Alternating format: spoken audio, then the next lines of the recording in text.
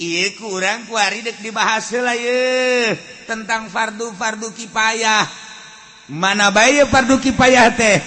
Dek ditataan coba datang ke mana nu ngaran fardu kifayah?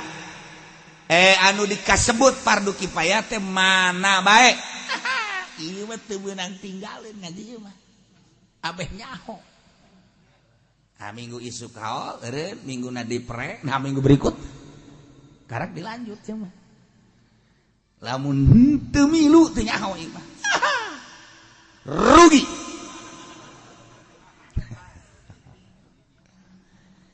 Di antarana nu kasebut fardu kifayah teh al-qiyamu bi iqamatil hujaj, netepan kana ngalaksanakeun hujah-hujah yane ngadalilan tentang sifat-sifat 20. Kudu nyaho sifat nu wajib di Gusti Allah sabaraha tur kudu nyaho dalilna. Sifat nu mustahil di Gusti Allah sabaraha kudu nyaho dalilna. Kabagi sabaraha ye sifat anu wajib di Gusti Allah kudu nyaho tarif-tarifna. Masyaallah karim. Sifat nu wajib di Gusti Allah teh aya 20. Eta teh kabagi hiji sifat nafsiyah, hiji wujud. Nomor kedua sifat salabiyah, kidam makom mukhalafah lil hadits qiyam mubdas wahdaniyah. 5 kudrat iradat 7 eta sifat ma'ani. Sakablah dituna sesana nu 7 teh sifat maknawiyah. Nah ieu kudu nyaho dengan dalil-dalilna. Eta fardu kifayah. Salembur sadesa lamun eueuh nu nyaho doraka kabeh. Tarolah meredanan ku ari malah sadesa ta sadesa. Lamun eueuh lu ngaji hiji-hiji acan, eueuh nu masantren saurang-urang acan, hingga sadesa eueuh nu nyahoeun kana wajibna. Ditu naon wujud, wajib kasifatan wujud serta dalil-dalilna. Sadesa eta doraka kabeh ka neraka jahanam kabeh. Ulah dikira itu Masya Allah karim. Kos kumaha cenah kiai kumaha ki atuh padu kudu ngaji mantek heula. Ngadalilan teh aya dalil nakli. Quran, hadis. Aya dalil aqli. Ilmu filsafat ngaranna ilmu mantek, ajaluhal burhanu ma ulifami. Tak eta teh kudu nyaho kana dalil-dalil nu panghebatna ke dalil mana? Burhan. Nah ieu kudu disusun ku ahlina. Kudu make muqaddamah sugro, kudu make muqaddamah kubro, engke kudu aya hadu asad. Engke urang kudu nganyahokeun muqaddam jeung tali. Tidinya urang nganyahokeun ieu teh endek makena hamliyah apa qadiah syartiyah. Lamun teu nyaho kana kos kitu sadesa doraka kabehan. Pangheulana lurah anu digenjreng ku Gusti Allah. Ih, emang kumaha kitu? Waduh jauh saurang-urang acan doraka kabehan fardu kifayah. Teliti lamun jadi lurah, deuleu aya nu masantren. Lamun eueuh nu masantren, panggil saurang. Hai, dulur saha nu neuk masantren ya, ngagugurkeun dosa-dosa sadesa kami. Geus, ku kami bakalna dibiayaan jangan ngagugurkeun dosa-dosa sadesa kami. Lantaran nu pasantren teu ngarajin mantek teu nyaho dalilna ieu tentang wujud kidam bako ieu kami doraka kabehan wayahna gugurkeun dosa-dosa kami ja kami mah geus eueuh kesempatan masantren hiji geus karolot kami mah nomor kadua otak kami mah bararie kabeh nomor katilu kami mah warusaha kabeh wayahna ieu aceng bae nya saku kami disumbang ku kabehan ku sadesa sapoena 100.000 kali 18.000 jelema. Aceng masa drendel ngagugurkeun dosa kami. Oh, eta bacak nunduk masantren boleh oge gitu. Ieu mah boro-boro disumbang dibere jang ngagugurkeun dosa. Dek pasantren berangkatnya nak diaromongkeun tolol teh coba. Padahal mah eta jang ngagugurkeun dosa-dosa sadesa. Si Arifin di mana si Arifin? Mondok, dadaya kanan tuh budak mondoknya. Nyaw dekat itu nage ijazah, pan mondok mah. Ajunya ada jajan puguh jadi jelema mondok. Kuda dadaya kanan alam wari geus alam modern. Geus kudu nage alam nage geus alam pacebuk. Masya Allah, eta si budak masih kena daek mas antren belu jaing mah. Di aromongkeun padahal mah teu karasa ngagugurkeun dosa-dosanya na. Nyana teu bisa, saurang nu bisa gugur kabeh. Cacak-cacak nu bisa doraka kabehan. Kuduna ge masyaallah ampun apin sing bener sia mas antrenna. Aing mah geus kesempatan lantaran ku gara-gara sia mondok kaju sia ngaji mantek nyaho kana dalil-dalilna aing teu kadoraka. Itu doana bae boga rokok siapin gitu. Kagobloganana lain dibere entan dipentapaan. Ye tolol temu. Kuduna ge ye ini 1 juta geus pamakat. Aing alhamdulillah aya sia mas antren jadi aing teu doraka Pak. Ieu mah mentar rokok Pak. Aya kana rokok atuh aya ge bajang di pondok bagi 2 beges jeung aing. Tah kagoblogan jelema eta. Dai al-qiyam bi iqamatil hujjat. Ngadekeun dalil-dalil supaya manteng. Allah wajib kasifatan ku sifat wujud hartina aya dalil lah dalil. Nah ieu kudu didalil tak dek ngadalilan eta kudu ngaji ilmu mantek. Nah eta teh ngajina ilmu mantek jangan ngadalilan fardu kifayah. Teu bisa doraka sadesa kabehan. Didalilan ku ilmu mantek atu al-alam mutaghayyirun alam robah wa kullu mutaghayyirin hadisun setiap nu robah anyar yeun tiju al-alam hadisun to alam anyar jieun deui al-alam hadisun wa kullu hadisin la budda lahu min muhdits yuntiju al-alam la budda lahu min muhdits. Pan ai santri mah oh bener coba nu teu ngaji naon si eta tuh naon si eta tuh ke ari eta al-alam hadisun dalil hadis dudusna alam teh kumaha wa dalilu hudusil alam teh mulazamatuhu lil aradil hadisah ari dalil anyarna alam teh ngamulazamah teh ada mul infikak cek ahli mantek teh hartina teh bisa pecat nempel terus-terusan lil aradil hadisah kana sifat-sifat anu anyar naon min harakatin wa sukunin wa ghairihima tina robah jeung cicing jeung lian-liana tak eta teh nu kitu ngaran anyar. Setiap nu robah anyar kuari nangtung engke diuk eta anyar.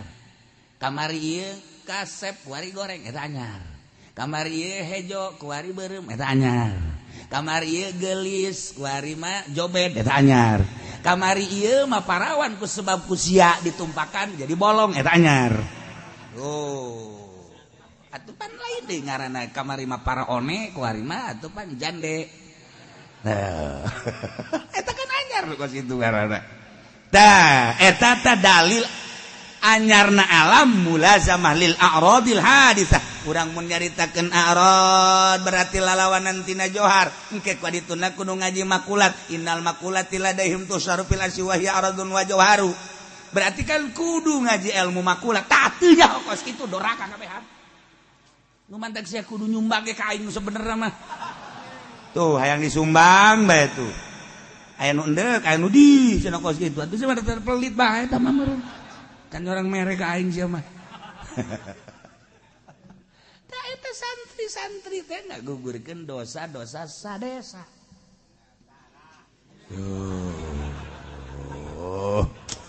Masya Allah karim tuh. Geus atuh kuari madalil hudusil alam mulazamatul lil aradil hadisah. Geus wa mulazimul hadis hadisun. emang ai arad eta teh anyar dalil naon wa dalilu hudusil arad musyahadatu taghayyuriha ari dalil anyarna arad katempo kasaksian berubahna mana min adamin ila wujudin wa min wujudin ila adamin baheula ieu langit eueuh ku ari aya engke eueuh deui urang ku ari aya memehna eueuh engke eueuh deui berarti kan urang teh ieu garana anyar nu kos kitu Gisatu al-alam hadis wa kullu hadis la budallahu min muhdis dalilan deui ku mantek li'annahu law lam yakun lahu muhdisun bal hadatsa bi nafsi lazima yakun ahadul amrayn al-mutasawiyan musawiyan li sahibihi raji'an alaihi bila sababin wa huwa muhalun li'annahu law lam yakun lahu muhdisun dikana lantaran dikira-kirakeun lamun eueuh nu nyieun dia alam bal hadasa binafsihi berarti ieu teh jadi sorangan kos petet jadi sorangan ieu mah cenah nu nyieun cara paham Darwin eta teh ya dina ayat nyaritakeun bahwa manusia tina kera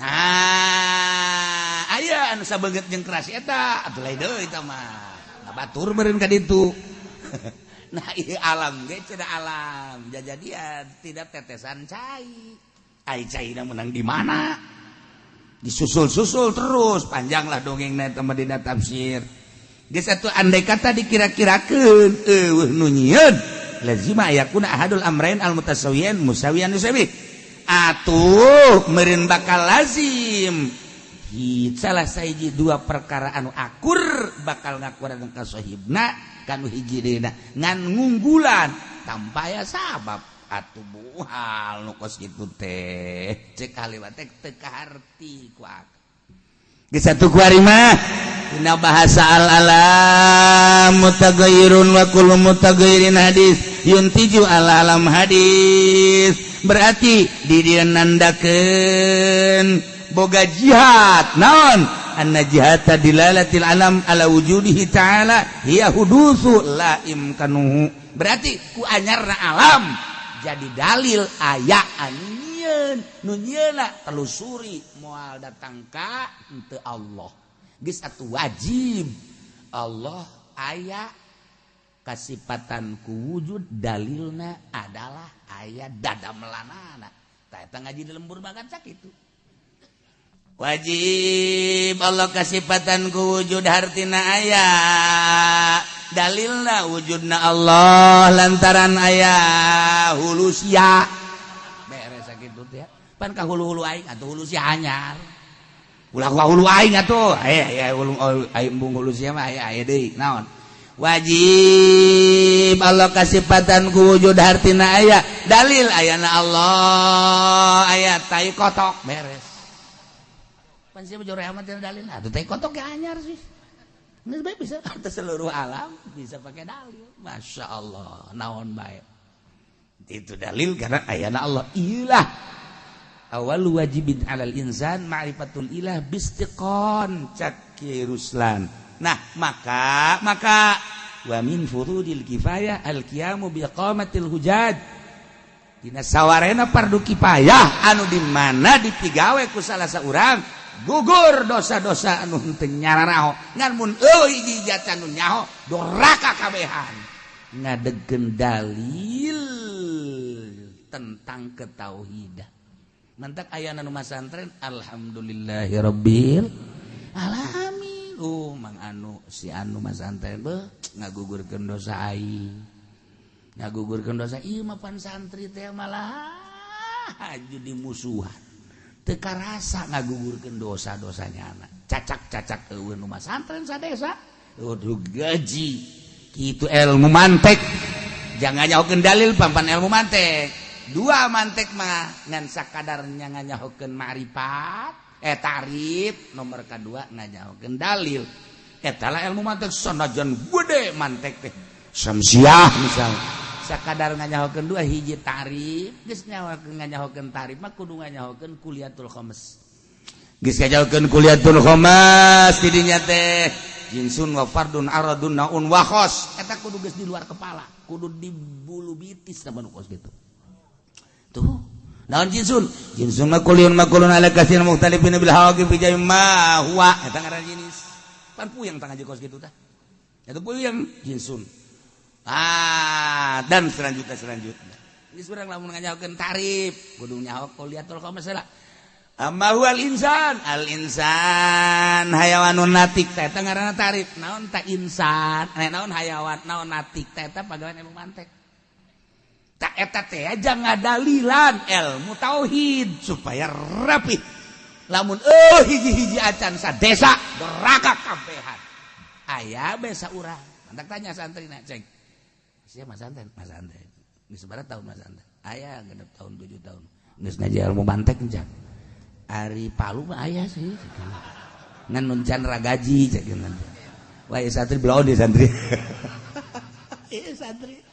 Cek heula ku aing gugur henteu ye ku sebab sia Mas santri. Sia ngaji geus datang kana coba amil. Geus amil mah.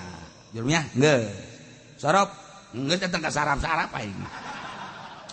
Geus aing. Haji Alpiah geus. Mantek sia geus ngaji. Mantek encan. Oh, can gugur aing berarti. Sia Mas santren can ngagugurkeun dosa aing pelebah urusan al-qiyam bi iqamatil hujaj. Cek.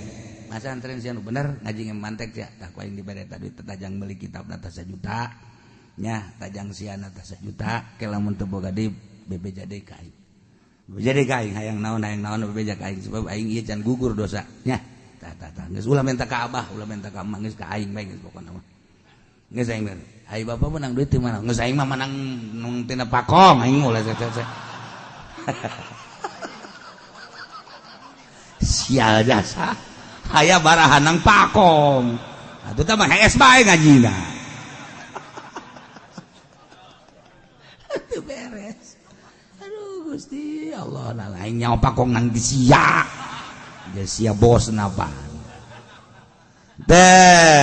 Etalah dalil lu kos gitu karena wujud dua kidam artina kidam tiheula awalun bilab tidak tiheula na mimitina nah dalilan kurang make mantek laulam yakun qadiman lakana hadisan lakin kaunu hadisan muhalun idlau kana hadisan naftaqara ila mudisin lakin iftaqarahu ila mudisin muhalun idza iftaqara ila mudzin la lazima daur aw tasasul wa huwa muhalani tak kudu nyaho ka kitu tah ngaji lamun can nyaho ka kos kitu can bisa ngagugurkeun dosa-dosa sadesa bahkan sakecamatan nu mantek jelema lamun imahna deukeut ka kiai teu kudu ngaji teu kudu naon geus gugur dosa mantek tiloga ngaji deukeut ka kiai mah nu penting gugur dosa wae geus atuh kiai nu ngabablang bae geus nya mah atuh ka mana nya ka mana penting bae mah gugur dosa bae beres. Wajib Allah kasifatan ku kidam artina kidam teh tiheulana Allah wa mimitina geus laulam yakun qadiman lamun Allah dikira-kirakeun teu qadim lakana hadisan atun niscaya Allah teh anyar.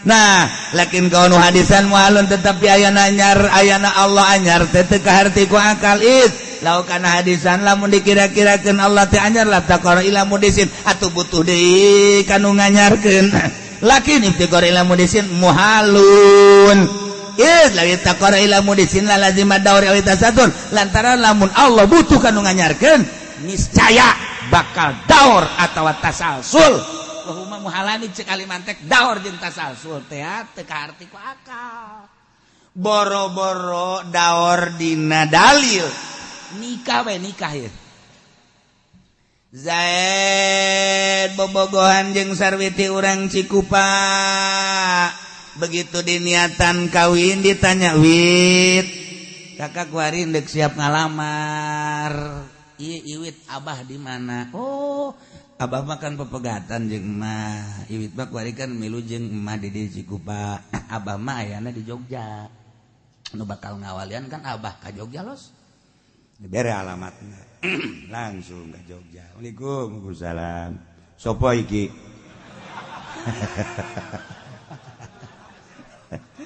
jenengan iki kula Zaid sing pundi tah ning pasar Kemis ana apa Pak abdi ieu di pasar Kemis iku Sunda engke Sunda bade minang anak bapak Cikupa anu namina Sarwiti oh nggih iku anak iku leres iku abdi bade mohon izin bade minang tur sekaligus benta disaksian alhamdulillah ridho insyaallah cuman ieu budak kan boga bapak kolot sakalian ke Jogja bapak kolotna nyana aya di Jawa Timur bisa kalian ke Jawa Timur ka itu teh alamatna ye nun berangkat ke Jawa Timur datang ke Jawa Timur kapanggih wah tuh luar biasa bungaheunana bapak kolot dage sakalian ka dieu ceng abeh ngeunaheun ieu kan boga uyut nyana uyutna aya di NTB ceng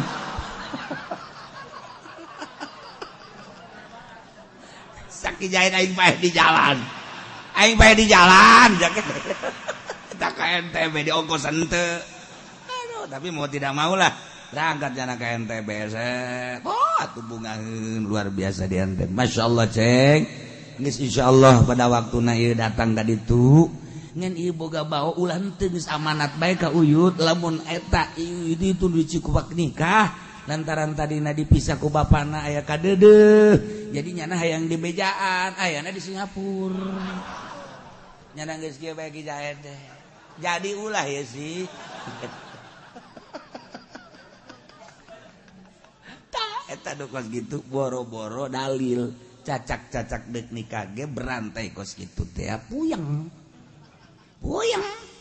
atawa nu hiji tawakuf ka nu hiji tawakuf ka nu hiji deui andai kata Zaid menang nyieun Umar ternyata Umar ge menang nyieun Zaid Aisyah dijieun ku Ki Umar tanya Umar Aisyah nang nyieun Zaid dua pangeran Zaid jeung Umar Zaid ngaku nyieun Umar ngaku nyieun Zaid ieu keur carita contoh dina kitab seperti kos kitu urang nagih hutang bae nagih hutang daging kaki Zaid nagih kaki Umar coba dikibakar bakar nagih kaki bakar je maningan ka ditu kaki Umar yang aing datang deui kaki Umar geus kaki bakar ka itu dibakar ka Umar kaki bakar cacak nagih hutang bae urang dibulang baling kitu puyeng atuh komo pangeran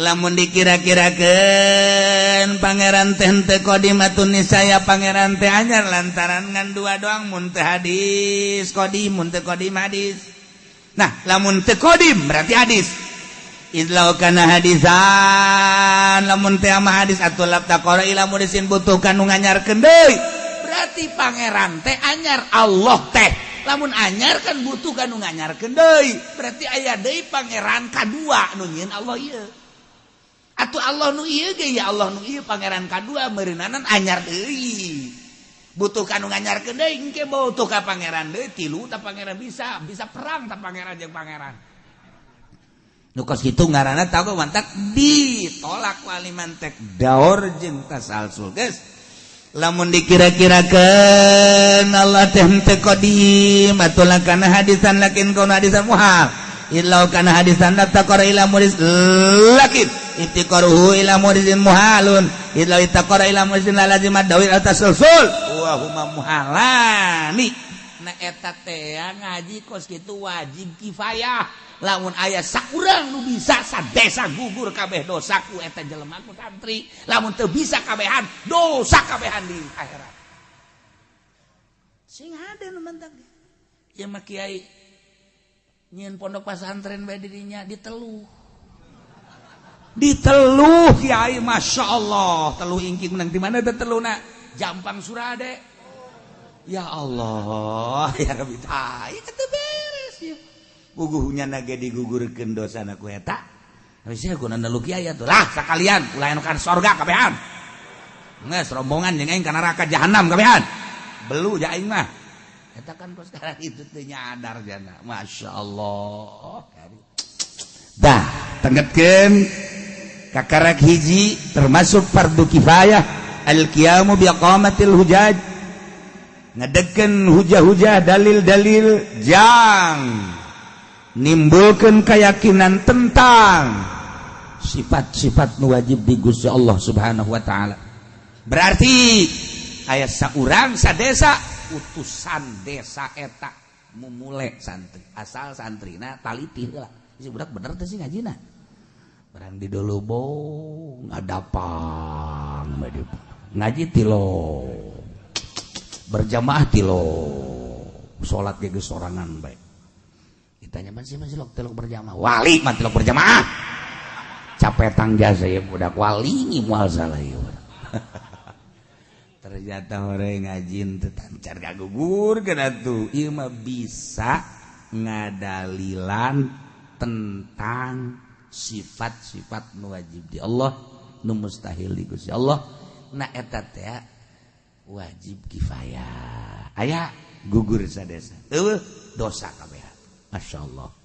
Tinggal guari mah urang naliti bae di desa aya eueuh nu masanten ketiga eueuh nitah eueuh nu daek pindah urang, pindah aing neangan di mana anu aya santri nu bisaeun kana ngadalilan eta supaya gugur dosa. Nyadar urang. Mun aya santri alhamdulillah aing gugur. Mun eueuh sadesa taliti nitah sadaek mas santri teh dibawa biayaan ku aing. Ternyata eueuh urang kudu nyalametkeun diri. Iya pindah ka anu aya nu bisa. Pindah ulah ka pondok pindahna tuh dagang karung ka pondok bat. Nanaonan. Lain ngabisaan ngebluan. Nah, mas santren.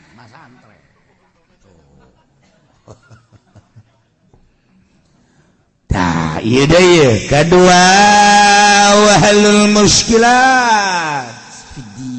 Masya Allah. Wallahu a'lam bisawab.